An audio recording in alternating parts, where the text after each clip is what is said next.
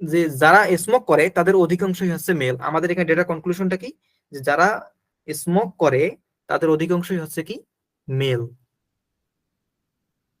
এটা হচ্ছে আমাদের কাই স্কোয়ার টেস্ট। দুইটা ভেরিয়েবলের ক্ষেত্রে আমরা বাইভেরিয়েট রিলেশনশিপ দেখতেছি যখন আমাদের ক্যাটাগরিক্যাল ভেরিয়েবল এটা। তো এটা তো আমাদের 2x2 টেবিলের ক্ষেত্রে হয়ে গেল, অর্থাৎ আমাদের দুটো ভেরিয়েবলের ক্যাটাগরি দুটো হয়ে গেল। এখন যদি আমরা একটু ক্যাটাগরি ভিন্ন করে নেই, যে কোন একটা ভেরিয়েবলের ক্যাটাগরি 2 আবার কোন একটা ভেরিয়েবলের ক্যাটাগরি 3টা এরকম হতে পারে, তখন তো আর 2x2 কন্টিনিউয়াসি টেবিল হলো না, তখন তো আমরা ফিশার এক্সাক্ট টেস্ট নিতে পারবো না, তখন আমরা কাই স্কয়ার টেস্টটাই নেব। তো সেরকম একটা এক্সাম্পল দেখি কি হয়। তো এখন যদি আমরা রিলেশন দেখি, এই যে ইকোনমিক স্ট্যাটাসটা দেখেন, এখানে আপার ক্লাস আছে, মিডল ক্লাস আছে এবং পুর আছে, তিনটা শ্রেণীতে আছে, এবং তাদের স্মোকিং স্ট্যাটাসটাও আছে। যে আচ্ছা, এখন আমরা একটা কোশ্চেন তো করতেই পারি যে স্মোকিং এর সাথে ইকোনমিক স্ট্যাটাসের কোনো রিলেশন আছে কিনা, অর্থাৎ যারা স্মোক